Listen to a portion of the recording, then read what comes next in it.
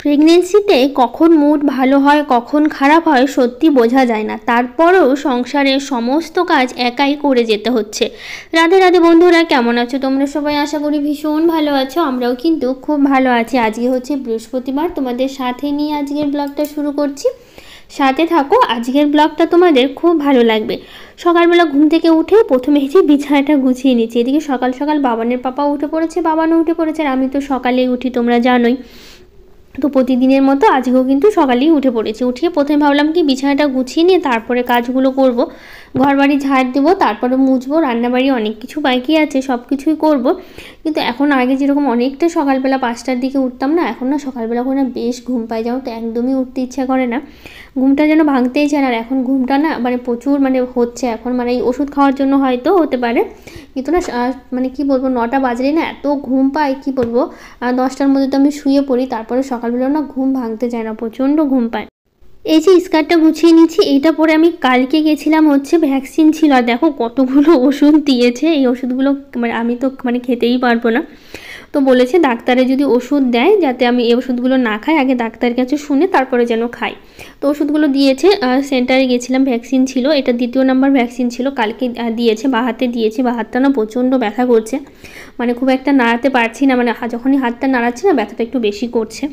তারপরে এই যে কাজকর্মগুলো করতেই হবে বলো, কখন ভালো থাকি কখন খারাপ থাকি সত্যি বোঝা যায় না। তারপরে এই যে সংসারের কাজগুলো চালিয়ে যেতেই হচ্ছে। তো যাই হোক, ওষুধ তো ভালোই অনেকগুলো দিয়েছে দেখলে, আর বলেছে, আর তার মধ্যে ডাক্তার দেখানো আছে সামনে মাসে।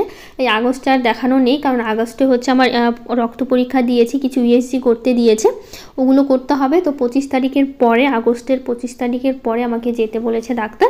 তো মালদা যেতে হবে, কারণ গাজলে খুব একটা ভালো হয় না, আর গাজলেও আমি করাবোও না এমনিতেও।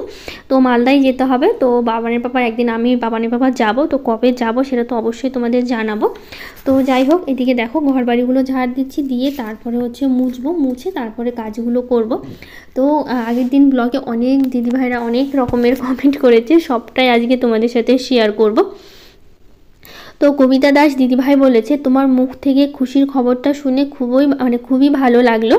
সময় মতো খাবার খাবে, আস্তে আস্তে কাজ করো, আর শরীরের যত্ন নিও। থ্যাংক ইউ দিদিভাই, অনেক ভালোবাসা। পায়েল পায়েল পাল দিদিভাই বলেছে, খুব ভালো লাগলো, কিন্তু ছেলেটা ছোট, কষ্ট হবে বেশি, একা হাতে অনেক কাজ করতে হবে। হ্যাঁ গো দিদিভাই, এটা তো একটু কষ্ট আছে, তবু এই যে করতে হবে, কিছু করার নেই, কী করবো বলো, না করলেও তো উপায় নেই। যতই ছেলেটা ছোট থাকুক এই অবস্থায় কাজগুলো করতে হচ্ছে। আর তার মধ্যে বাবানের বাবাকে আমি একদমই করতে দিই না। ও অনেক সময় বলে তুমি বসে থাকো, আমি একটু করে দিই, কিন্তু কি বলো তো, ছেলেটার পড়াশোনাও থাকে, এমনিতে ছেলেটাকে টিউশন দেইনি, আমরা নিজেরাই পড়াই।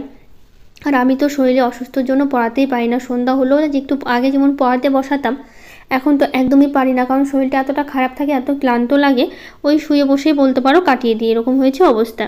তো এই যে সোফার কভারটা দেখো খুলে নিয়েছি, কেন বলো তো, নিচেরটা।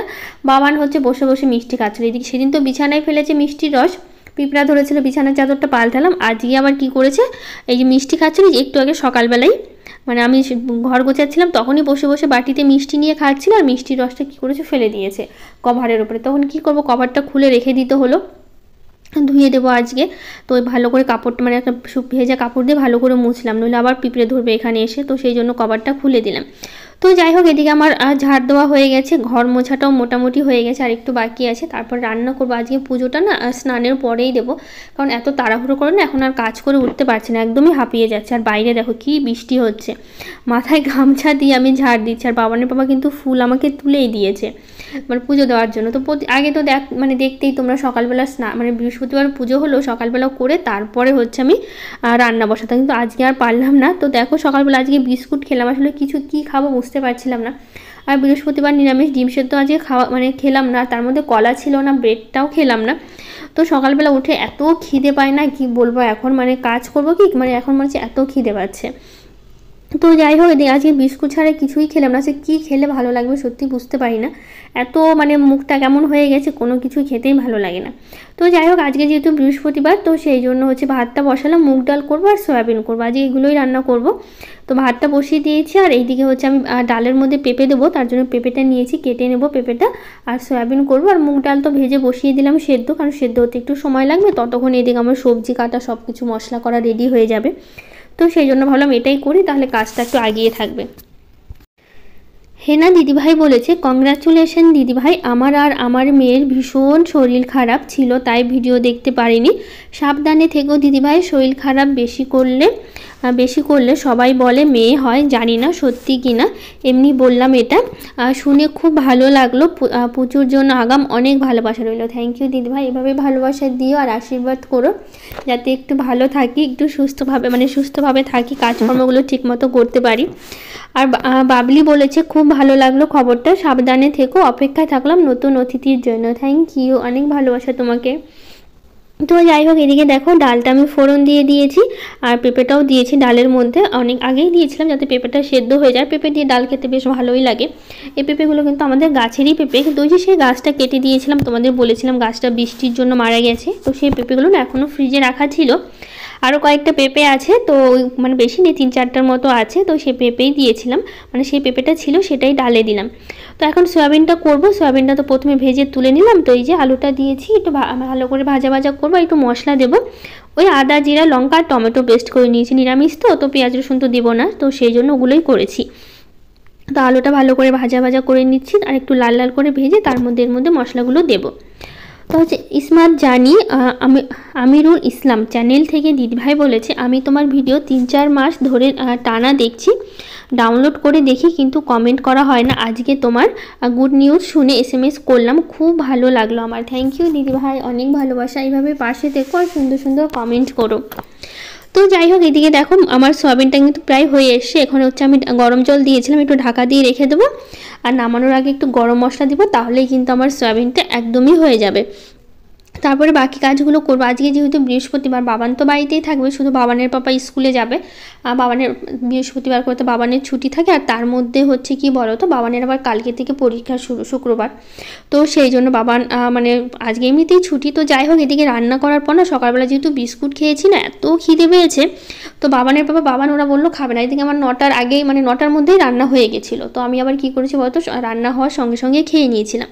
তো বাবানের পাপা বাবানকে বললাম খেতে, বাবান বললো ও খাবে না, বাবানের পাপা তো বলছে এখন খাবো না, একদম বেরোনোর আগে খায়, স্কুলে যখন বেরোয়, তো সেই জন্য এখন খাবে না দেখে আমি খেয়ে নিয়েছি, কারণ খিদে পেয়েছিল আমার। তো খাওয়া দাওয়া শেষ করে তারপরে যে রান্নাঘরটা পরিষ্কার করলাম আর বাসনগুলো মাজছি, তারপর ওদের বাবানকে পরে আমি একসাথে দুজনকে খেতে দিয়ে দিয়েছিলাম। তো যাই হোক, এদিকে বাসন মাজা শেষ করে বাকি কাজগুলো করব, কারণ অনেক কাজ তো বাকি আছে। এদিকে কিছু কাজ করে আবার তার মধ্যে আবার স্নান করতে যাব, সকালবেলা পুজো দেওয়া হয়নি, তো আজকে তো পরে পুজো দেবো। এদিকে বাবানের পাপা স্কুলে বেরোবে, তারপরে হচ্ছে পুজো দেবো, তার মধ্যে বাবানকে একটু পড়ানো আছে, যেহেতু বাবানের পাপা সারাদিন বাড়িতে থাকছে না, আর বাবান তো ছুটির জন্য বাড়িতেই থাকবে, আর কালকে থেকে বাবানের পরীক্ষা শুরু হচ্ছে, কালকে বাংলা পরীক্ষা আছে, তো সেই জন্য দুপুর টাইমটা এদিকে পুজো শেষ করে একটু পড়িয়ে তারপর আবার একটু ঘুম পাড়াতে হবে, নইলে রাত্রেবেলা করে না বাবান আমার পড়তে পারে না, মানে 8টা বাজতে না বাজতে আর ঘুম চলে আসে চোখে, তো একটু দুপুরবেলা করে ঘুম পাড়িয়ে দেবো, তাহলে মানে অনেক রাত পর্যন্ত পড়তে পারবে, সেই জন্য। তো কয়েকটা জামা কাপড় ছিল, সেগুলো গুছিয়ে সব কিছু তুলে নেব। শ্রেয়সী ব্লগ থেকে বলেছে, এই কথাটা শুনে খুব ভালো লাগলো দিদিভাই, খুব সাবধানে থেকো দিদিভাই, অনেক ভালো লাগলো। তোমার কত মাস চলছে দিদিভাই এখন বলো? তো আমার এখন তোমাদের তো প্রথমে আমি টাইটেলে বলেছি, তার মধ্যেও বলছি এখন আমার 3 মাস চলছে, কিন্তু 1 সপ্তাহের মধ্যে 4 মাসে পড়বে। কামরুল বোন বলেছে, ম্যানি কংগ্রাচুলেশন প্রিয়াঙ্কা দি, খুব ভালো লাগলো নিউজটা শুনে, নিজের খেয়াল রেখো, সাবধানে থেকো, লট অফ লাভ, আমি Kamrul from Assam. Thank you বোন, অনেক ভালোবাসা এত সুন্দর করে বলার জন্য। তো স্বামী আক্তার দিদিভাই বলেছে, এই খুশির খবরটা শুনে অনেক ভালো লাগলো, তুমি অনেক সাবধানে থেকো, নিজের যত্ন নিও, আর আজকের ভিডিওটা অনেক ভালো লাগলো, আর আমি একটা বিপদে আছি, আমার জন্য একটু দোয়া করো। অবশ্যই দিদিভাই, আমি ঠাকুরের কাছে প্রার্থনা করি তোমার যে সমস্যাটা আছে যেন তাড়াতাড়ি ঠিক হয়ে যায়।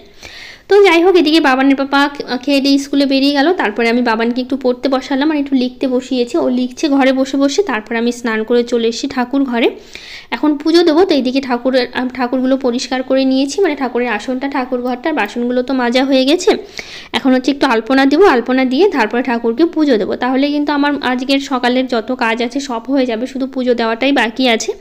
মোটামুটি তো সব কাজ করে নিয়েছি, তো শুধু এইটুকুই বাকি আছে। তো সকালবেলা দিতে পারিনি, এই যে তাড়াহুড়ো করে না এখন আর করছি না, কারণ আগে খুব তাড়াহুড়ো করে সব কাজ ঝটপট করে নিতাম, কিন্তু এখনও করি, কিন্তু আজকে না একটু শরীরটা একটু খারাপ লাগছিল সকাল সকালই, তো সেই জন্য ভাবলাম একটু ধীরে ধীরে কাজ করি, কারণ বেশি তাড়াতাড়ি করতে গেলে না তখন না মাথাটা প্রচণ্ড ঘুরে আর শরীরটা প্রচণ্ড দুর্বল লাগে। তো সেই জন্য হচ্ছে আজকে আর তাড়াহুড়ো করলাম না, বললাম ধীরে সুস্থেই সব কিছু করি। তো যাই হোক, এদিকে হচ্ছে মানে আলপনা দেওয়া শেষ হলো, আর ফুল তো সকালেই বাবানের পাপা তুলে দিয়েছে তোমাদের আমি বললাম। তারপরে হচ্ছে এখন এই যে ঠাকুরকে সাজিয়ে সুন্দর করে পুজো দিচ্ছি, এই যে ফুলগুলো দিয়ে সাজিয়ে দিচ্ছি। তো ড্রামা কুইন চ্যানেল থেকে দিদিভাই বলেছে, আমি জানতাম দিদিভাই তুমি প্রেগনেন্ট, আর আগের দিনের ভিডিওটা দেখে বুঝেছি। থ্যাংক ইউ দিদিভাই, অনেক ভালোবাসা তোমাকে। দি পাখি চ্যানেল থেকে বলেছে, দিদিভাই বাবানের সময় কি তোমার নর্মাল ডেলিভারি হয়েছিল? না গো, নর্মাল হয়নি, আমার কিন্তু সিজারিই হয়েছিল। আর রূপসানা দিদিভাই বলেছে, কংগ্রাচুলেশন দিদিভাই, খুব ভালো লাগলো, আর আমি খুব খুশি হলাম, নিজের খেয়াল রাখবে আর ভালো থাকার চেষ্টা করবে। আমি রূপসা। থ্যাংক ইউ দিদিভাই, অনেক ভালোবাসা। কবিতা দেববর্মা দিদিভাই বলেছে, নিজেকে খুব ভালো করে খেয়াল করো দিদিভাই, ভালো থেকো তুমি। থ্যাংক ইউ দিদিভাই, অনেক ভালোবাসা তোমাকেও। দেবারতী সাহা চ্যানেল থেকে বলেছে, তুমি শঙ্খ বাজাবে না এখন। তো ও কেন শঙ্খ বাজাবো না অবশ্যই কিন্তু জানি, আমি ঠিক বুঝতে পারলাম না। তো তুমি যদি কমেন্টটা পড়ো, মানে ভিডিওটা যদি দেখো, অবশ্যই কিন্তু আমাকে জানিও। তো যাই হোক, আগের দিন ব্লগে আরও অনেক দিদিভাইরা কমেন্ট করেছে, অনেক কমেন্ট করেছে, কিন্তু কি বলো তো, এতগুলো কমেন্ট তো পড়ে উঠতে পারলাম না আমি, তো সবার নামগুলো আমি নিচ্ছি, কিন্তু অনেকেই অনেক ভালোবাসা দিয়েছে, অনেক সুন্দর সুন্দর কথা বলেছে, তো সবাইকে অনেক ভালোবাসা, থ্যাংক ইউ। তো রিঙ্কি ব্লগ, সঞ্জিতা ব্লগ, ঋতু চৌধুরী, রিন্টি হালদার, লক্ষ্মী কুণ্ডু, সুপর্ণা নাথ, শম্পা ধর, জ্যোৎস্না কারিগর, নীতি রানী, মিথুন, Shankar, Sonia Devi, Chandramallika Pal, Supriya blog, Soma Das, Sanam blog, Mahi Moon, Jharnadhara blog, Naznis blog, Parthamina blog, Rupali Nath, Jhilik Mondal, Bengali blog with Manjushree. সবাইকে থ্যাংক ইউ, অনেক ভালোবাসা এত সুন্দর কমেন্ট করার জন্য, এত ভালোবাসা দেওয়ার জন্য। তো যাই হোক, এদিকে আমার পুজো দেওয়া কিন্তু এখনও শেষ হয়নি, অনেক কথা বললাম আজকে। তো যাই হোক, এদিকে পুজো দেওয়াটা আমি দেখো, এখন আমি ঘরটা কিন্তু বসিয়ে নিয়েছি, এদিকে আগে ঠাকুরকে ফুল দিয়ে সাজিয়ে নিলাম, তারপর তো প্রদীপটা ধরিয়ে নিলাম, নেওয়ার পর তারপরে এখন ঘরটা সাজিয়ে নিচ্ছি। ঘরটা মানে ফুল দিয়ে সাজালে দেখতে কিন্তু ভীষণ সুন্দর লাগে। তো যাই হোক, আজকে সবকটাই জবা ফুল দিয়ে ঘরটা আমি সাজালাম, তারপরে এখন ঠাকুরকে এখন ভোগ দিয়ে তারপরে পুজো দেবো। তো এইদিকে দেখো, নকুলদানা দিয়েছি আর কিন্তু কলা দিয়েছি, তারপরে কিন্তু আমি লক্ষ্মীর পাঁচালিটা পরে নিয়েছি, নেওয়ার পর তারপরে হচ্ছে এখন পুজো দেওয়াটা আমি শেষ, শঙ্খটা বাজিয়ে তারপরে পুজো দেওয়া শেষ করে এখন যাবো হচ্ছে তুলসী গাছে একটু জল দিতে। জল দিয়ে তারপর এদিকে সকালের আমার মোটামুটি সব কিছু হয়ে যাবে। তারপরে এখন বাবানকে একটু পড়তে বসাবো, বাবানকে পড়িয়ে তারপর হচ্ছে একটু ঘুম পাড়াবো। এদিকে বাবানকে স্নান করতে পাঠাবো, বাবানের স্নান হয়নি, একটু পড়িয়ে নেবো, তারপরে ঘুম পাড়ানোর আগে বাবানকে বলবো স্নান করে নিতেও, তো নিজে নিজেই স্নান করতে পারে, মাঝে মধ্যে আমি বাবানের পাপা করে দিই, কারণ সবসময় বাচ্চারা তো অত সাবান দিয়ে ঘষে করতে পারে না, প্রতিদিনই সাবান নেয়, তারপরেও নিজে যতটুকু পারে ততটুকুই নেয়, আর বাকি সময়গুলো আমি হচ্ছে দিয়ে দিই। তো যাই হোক, এদিকে ঘুমিয়েছিলাম, তারপর দুপুরবেলা উঠে আবার একটু খাওয়া হয়েছে, বাবানকে খেতে দিয়েছি, তারপর বিকেলবেলা দেখো কয়েকটা ফল কেটে নিয়েছি, এই ফলগুলো আমি আর বাবান দুজনে বসেই খেয়েছিলাম। খাওয়ার পর তারপর এখন এই যে সন্ধ্যাবেলা হচ্ছে, সন্ধ্যা দিলাম একটু, সন্ধ্যা দিয়ে তারপরে যে বৃহস্পতিবার করে তো জানোই ধূপটা ধরায়, একদিনই ধরায়, কারণ অত নারকেলের ছোবাটা বেশি নেই, অল্পই আছে, তো একদিন করে ধরায়, আর প্রতিদিন তো ধূপকাঠি দেখানোই হয়, তো সেই জন্য বৃহস্পতিবার করে শুধু দেখানো হয়। তো যাই হোক, এখন রাত্রেবেলা রান্না করছি, রান্না বলতে এখন না রাত্রেবেলা করে সেরকম রান্না বলতে গেলে শুধু রুটি নয় ভাত করি, আর সকালবেলা না একবারেই তরকারি একটু বেশি করে নিই, যাতে রান্না করতে আর না হয় রাত্রেবেলা, এখন দুবেলা করে না এখন আর পারি না করতে। তো সেই জন্য আজকে এই যে দুধটা গরম করছি, আর সকালে একটু ডাল তরকারি আছে, ওটা দিয়ে রুটি দিয়ে রাতে খাওয়া হবে, তো সেই জন্য এই যে রুটিগুলো ভেজে নিচ্ছে, আর বাবানও রুটি মানে খেতে পারে, তো বাবানের দুধ দিয়ে রুটি দিয়ে ভালো করে ভিজিয়ে দেবো দুধের মধ্যে ছিঁড়ে ছোটো করে, তখন বাবান কিন্তু দুধ দিয়ে রুটি দিয়ে খেয়ে নেবে, আর একটু ডাল তরকারি আছে, আমি আর বাবান খাবার নইলে দুধ আছে, দুধ দিয়েও খেতে পারি। তো যাই হোক, এদিকে আমি খেয়ে নিচ্ছি, কারণ হচ্ছে আমারই খিদে পায় আগে সব সময়, তার জন্য আমি একাই আগে খেয়ে নিই। তো যাই হোক, আজকের মতো টাটা।